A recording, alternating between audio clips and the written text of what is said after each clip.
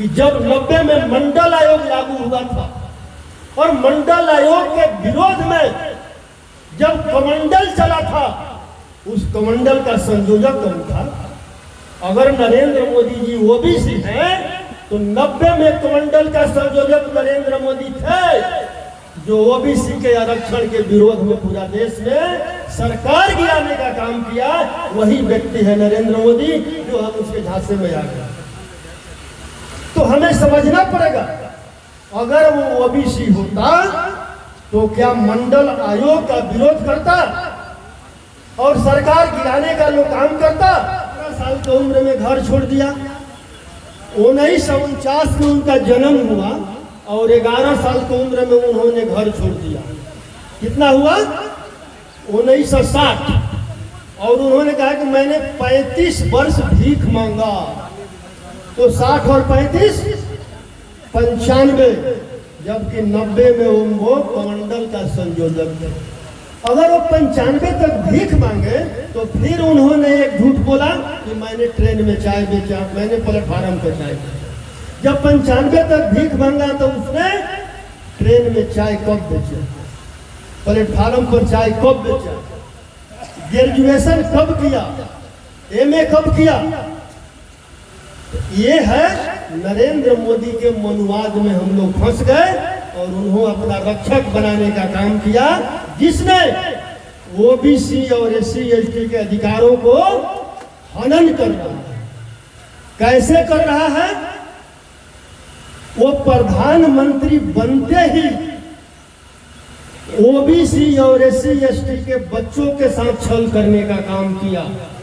शिक्षा और नौकरी में क्या किया कि ओबीसी का आरक्षण 27%, एससी एसटी का 22.5%, 49% आरक्षण से बच्चे भी नौकरी में जाते थे और जनरल से भी हमारे बच्चे जाते थे। लेकिन उसने एक विधेयक लाया कि आरक्षण वाले जो हैं सिर्फ आरक्षण में ही रहेंगे, यानी जो 90% की आबादी है, 90% की आबादी के लिए 49.5% और 10% की आबादी के लिए 50.5% आरक्षण देने का काम किया।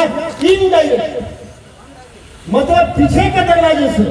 और हम समझ नहीं पाए उस बात को समझ नहीं पाए। इतना ही नहीं, उसके बाद जो नई शिक्षा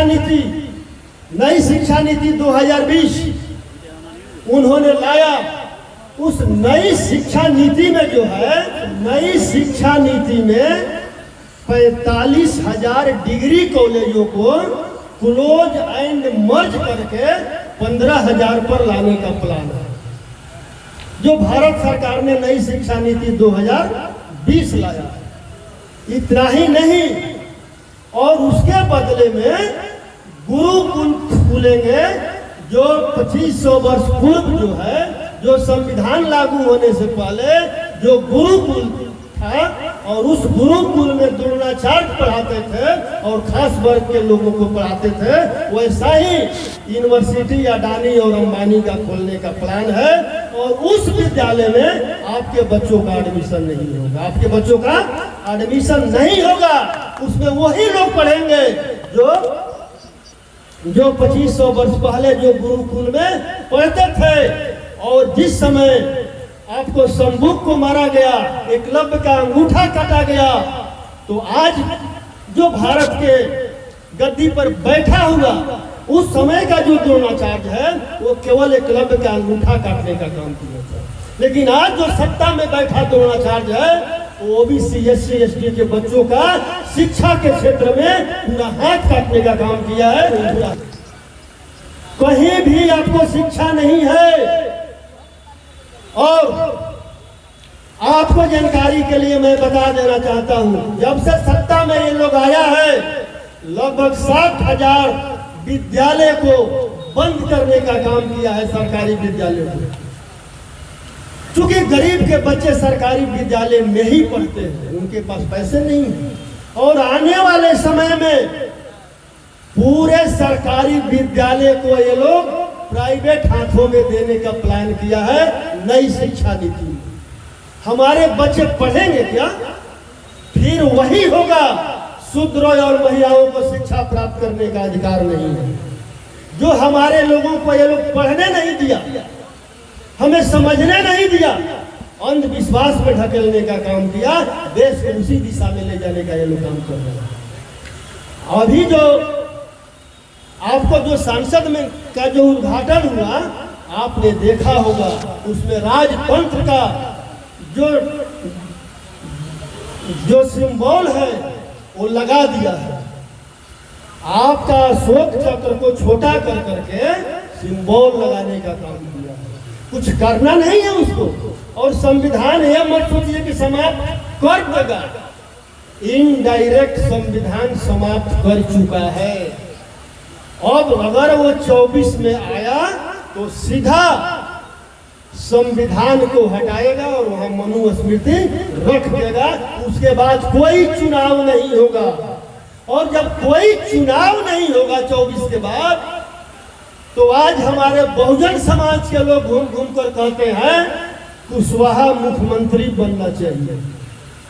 कैसे बनेगा भाई? कहां से बनेगा? जब 24 के बाद चुनाव ही नहीं होगा, कैसे बनेगा मुख्यमंत्री आपका? सबसे पहले इधर उधर का किसी का बात नहीं सुनना है। 24 में जो हमारे पूर्वजों को मिटाने वाले लोगों के विचारधारा के लोग हैं, जो दिल्ली के गद्दी पर बैठे हैं, उनको मिटाना पड़ेगा, उनको मिटाना पड़ेगा। और जब तक नहीं मिटाएंगे 90% लोगों को अधिकार नहीं मिलेगा और अमर शहीद जगदेव प्रसाद को सच्ची श्रद्धांजलि नहीं होगी। लेकिन कैसे मिटा पाएंगे उसको? हम उससे तो लड़ लेंगे, लेकिन उसके सामने जो हमारे लोग खड़े हैं उनसे कैसे लड़ेंगे? चूंकि नरेंद्र मोदी और बीजेपी आरएसएस वाला एकमात्र कुल्हाड़ी है, और उस कुल्हाड़ी में जो बेट लगा हुआ है हमारे बहुजन समाज के लोगों का बेट है। हमारे बहुजन समाज के लोगों का बेट है। आपके बीच आएंगे और कहेंगे कि हम तो आप ही के समाज का हैं, आप हमको वोट दीजिए, हमारे समाज का तुम हो, लेकिन उन 10% वालों का तुम मानसिक गुलाम हो। अगर तुम हमारे समाज के थे तो जब संविधान को जलाया जा रहा था उस समय तुम क्या कर रहा था?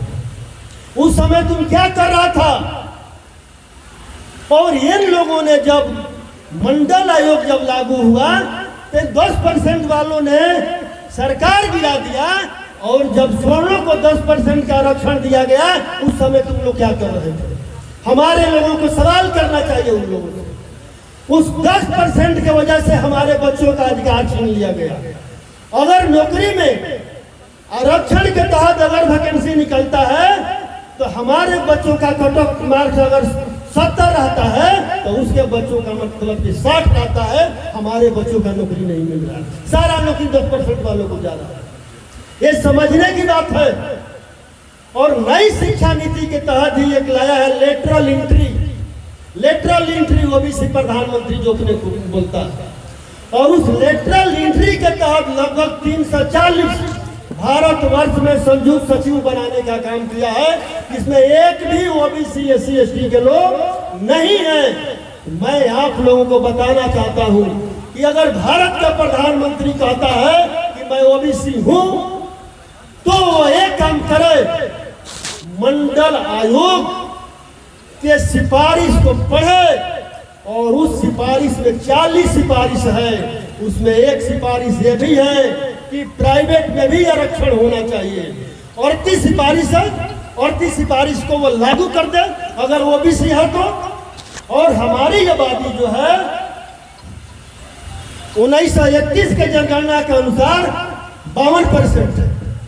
और जब सुदामा कोटा को 10% आरक्षण दे करके 10% के रिस्ट्रिक्शन में जब वो तोड़ ही दिया है, तो 52% ओबीसी को 52% का आरक्षण दे दे, तब मैं मानूंगा कि ओबीसी है। नहीं तो फेक ओबीसी है, और उस फेक ओबीसी को भारत के ओरिजिनल ओबीसी और SC/ST के लोग उखाड़ फेंकने का काम करेंगे।